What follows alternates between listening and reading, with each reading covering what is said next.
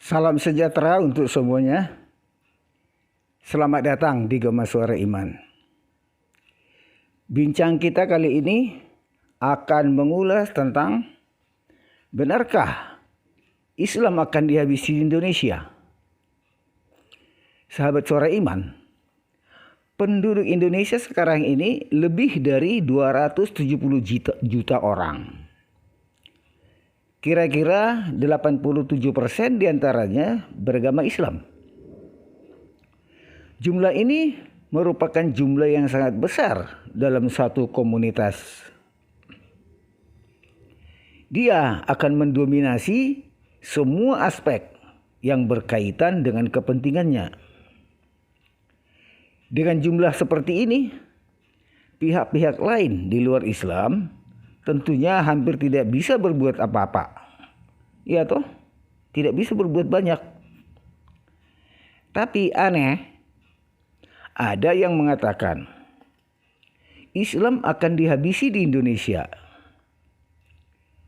Pernyataan ini tentu menimbulkan pertanyaan bagi kita. Benarkah Islam di Indonesia akan dihabisi? Kenapa Islam di Indonesia harus dihabisi? Siapa yang akan menghabisi Islam? Kapan dia akan menghabisi Islam di Indonesia? Siapa sih yang mengatakan Islam akan dihabisi di Indonesia? Mari kita saksikan video berikut ini.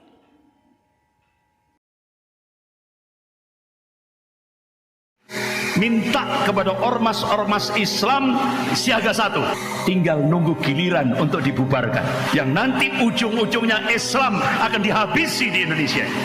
Jadi kader-kader komunis yang sekarang duduk di parlemen dan duduk di pemerintahan melakukan balas dendam lewat kekuasaan, sehingga ketika dua ormas besar, yaitu Majelis Ulama Indonesia Pusat, Muhammadiyah, bertanya kepada Mendikbud Pak Nadiem Makarim. Ini pertanyaannya sampai hari ini belum dijawab. Apakah 15 tahun ke depan generasi Indonesia akan dijadikan sebagai generasi ateis komunis? Sampai sekarang belum dijawab. Dr. Abdullah Hehamahua, mantan ketua penasehat KPK, minta kepada ormas-ormas Islam siaga satu. Kenapa kok siaga satu? Tinggal nunggu giliran untuk dibubarkan, yang nanti ujung-ujungnya Islam akan dihabisi di Indonesia. Ini yang ngomong Dr. Abdullah Hehamahua, minta kepada ormas-ormas Islam untuk siaga, tinggal nunggu giliran.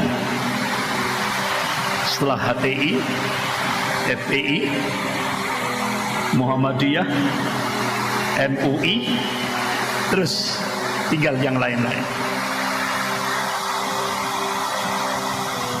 Jadi harus siap kita. Bapak-bapak, ibu-ibu yang dirahmati Allah, Profesor Salim Said, Guru Besar Ilmu Politik dan Militer Universitas Indonesia, beliau memberikan statement. Jadi kader-kader komunis yang sekarang duduk di parlemen dan duduk di pemerintahan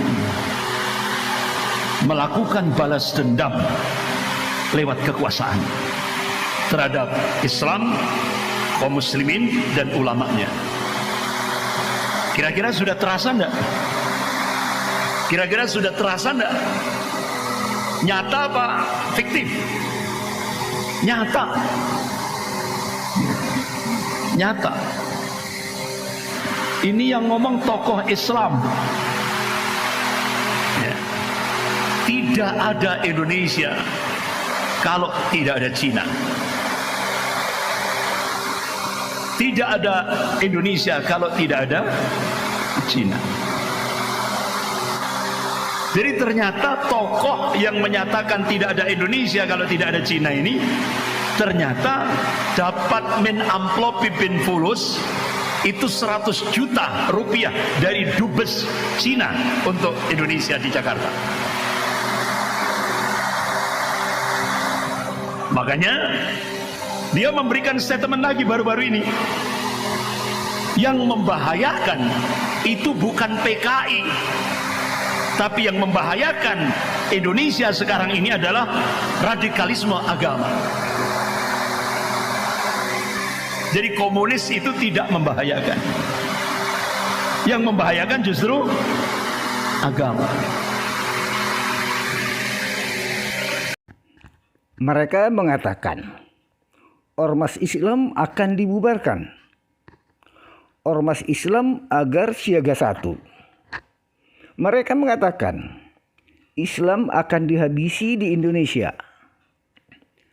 Sedemikian seriuskah permasalahannya? Sedemikian menakutkankah ancaman yang dihadapi Islam? Pernyataan-pernyataan ini mungkin didasarkan pada pemikiran tertentu. Video tadi menunjuk pernyataan Dr. Abdullah Hehamahua dan Profesor Salim Said. Pernyataan ini menggambarkan adanya kecemasan, rasa pesimis tentang kelangsungan agama Islam di Indonesia. Terlebih lagi, ada yang mengatakan hampir 2 juta umat Islam di Indonesia setiap tahun meninggalkan agama Islam. Itu mereka yang dikatakan murtadin. Sebenarnya kekhawatiran ini tidak akan terjadi seandainya mereka benar-benar yakin dengan agama yang dianutnya. Mari kita baca Injil Lukas 16 ayat 17 yang mengatakan,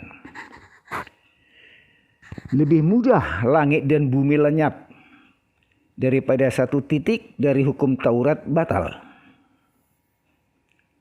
Dalam Matius 5 ayat 18 dikatakan, karena aku berkata kepadamu, sesungguhnya selama belum lenyap langit dan bumi ini, satu iota atau satu titik pun tidak akan ditiadakan dari hukum Taurat sebelum semuanya terjadi. Kemudian Matius 24 ayat 35 mengatakan, langit dan bumi akan berlalu, tetapi perkataanku tidak akan berlalu. Hukum Taurat dan perkataan-perkataan Yesus adalah firman Tuhan. Firman Tuhan tidak akan pernah hilang, tidak akan berlalu selama langit dan bumi masih ada. Umat Kristen tidak akan pernah khawatir Kristen akan hilang, karena kitab sucinya adalah firman Tuhan. Kitab suci Islam adalah Al-Quran. Apakah Al-Quran itu firman Tuhan? Kalau Quran itu firman Tuhan, harusnya mereka tidak boleh takut. Karena firman Tuhan tidak akan hilang. Dan selama Al-Quran itu masih ada, maka Islam akan tetap ada. Takut adalah perasaan yang datang dari hati. Kalau kamu tidak yakin dengan kebenaran agamamu, maka kamu akan takut. Kalau Quran itu firman Tuhan, kamu jangan khawatir. Islam tidak akan musnah di Indonesia. Tapi kalau Quran itu bukan firman Tuhan, maka itu mungkin saja terjadi. Yang terpenting, ajarkanlah umatmu apa yang dikatakan dalam Al-Quran, apa yang dikatakan dalam hadis.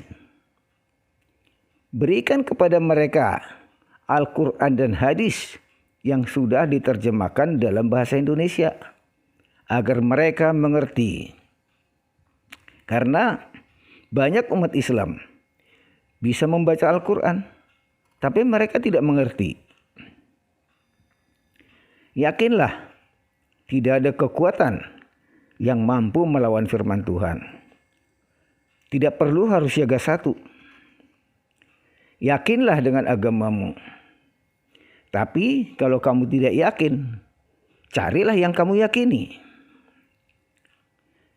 Sahabat Suara Iman, itulah sedikit ulasan kita tentang kekhawatiran musnahnya Islam di Indonesia. Terpujilah nama Tuhan, sekarang dan selamanya.